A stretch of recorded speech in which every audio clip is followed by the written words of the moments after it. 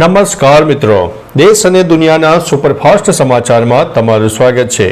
તારક મહેતા કા ઉલ્ટા ચશ્મા રીલ અને રિયલ સંબંધો પણ જણાવ્યા છે।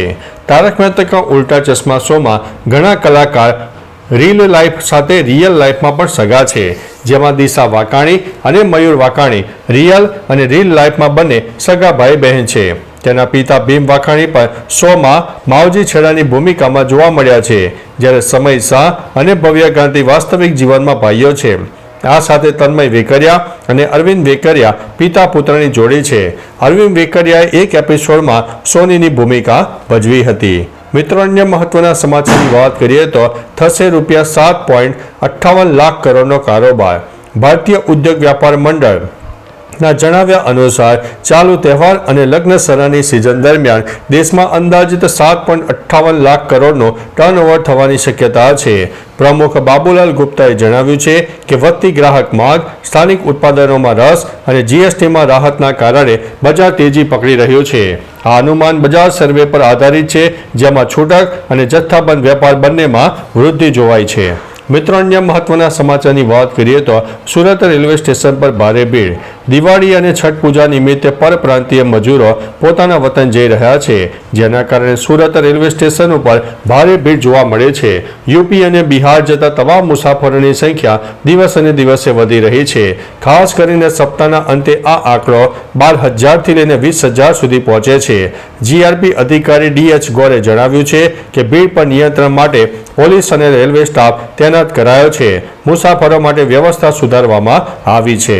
મિત્રો, અન્ય મહત્વના સમાચારની વાત કરીએ તો વડોદરા અને સુરતમાં રોગચાળો વકર્યો। વડોદરાના એકતાનગરમાં દૂષિત પાણીને કારણે રોગચાળો ફેલાયો છે।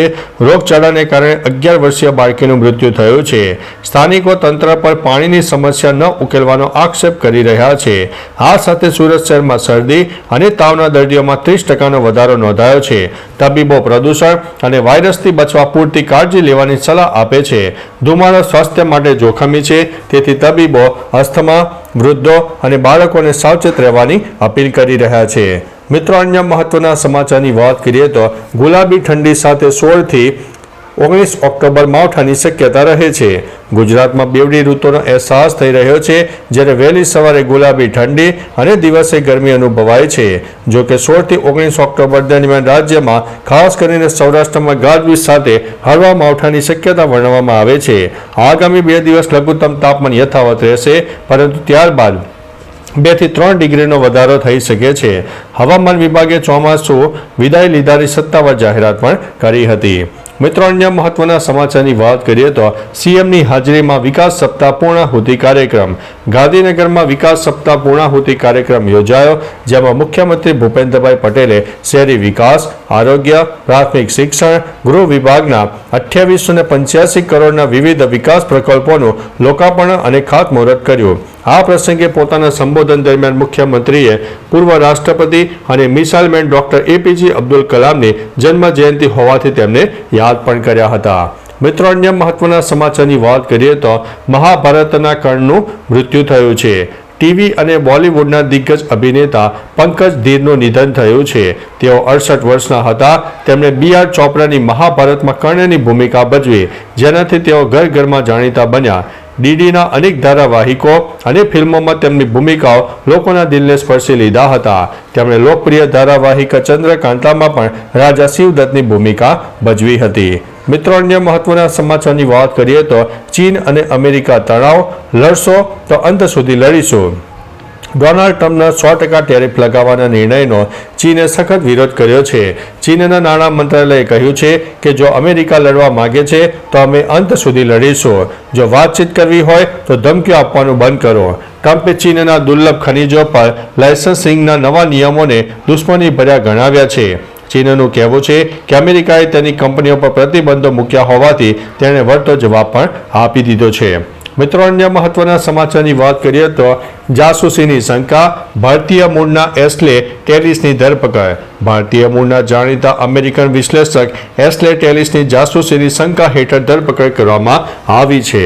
તેમના પર રાષ્ટ્રીય સુરક્ષાના ગુપ્ત દસ્તાવેજો ગેરકાયદેસર રીતે પોતાની પાસે રાખવા અને ચીની અધિકારીઓ સાથે ગુપ્ત મુલાકાતો કરવાનો આરોપ છે। FBI તેમના વર્જિનિયા સ્થિત ઘરેથી ટોપ સિક્રેટ શ્રેણીના હજારો દસ્તાવેજો મળી આવ્યા છે. જો ટેલિસ દોષિત થશે તો 10 વર્ષ સુધીની જેલની અને દંડની સજા પણ થઈ શકે છે. મિત્રો, અન્ય મહત્વના સમાચારની વાત કરીએ તો દિવાળીની પરંપરા, વર્ષનો વર્તારો કરવાની પ્રથા છે. પહેલાના સમયમાં લોકો નવા વર્ષના દિવસે બ્રાહ્મણોને બોલાવીને તેમની પાસેથી આવનારા વર્ષની આગાહી જાણતા હતા.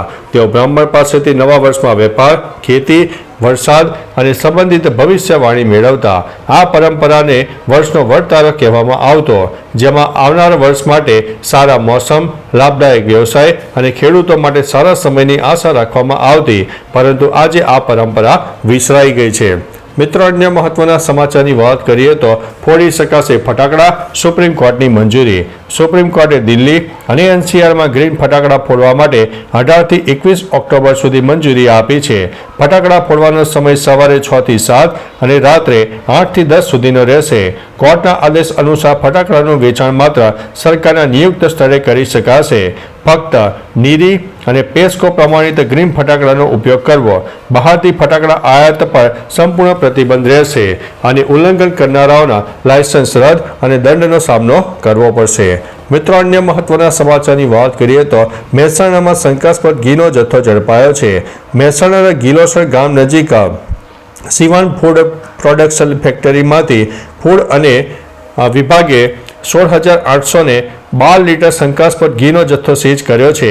બાતમીના આધારે પોલીસે દરોડો પાડીને જેમાં ઘીનું ઉત્પાદન અને વેચાણ ચાલતું હતું. ફૂડ વિભાગે લેબમાં પરીક્ષણ માટે મોકલ્યો અને ફેક્ટરીને સીલ મારી હતી. દિવાળી પહેલા આ કાર્યવાહીથી વેપારીઓમાં ફફડાટ જોવા મળ્યો છે, જે ખાદ્ય સુરક્ષા ઉપર ચિંતા વધારે છે. તો ચાલો મિત્રો, ફરીથી દેશ અને દુનિયાના સુપરફાસ્ટ સમાચાર લઈને મળતા રહીશો. ત્યાં સુધી અમને રજા આપશો. નમસ્તે.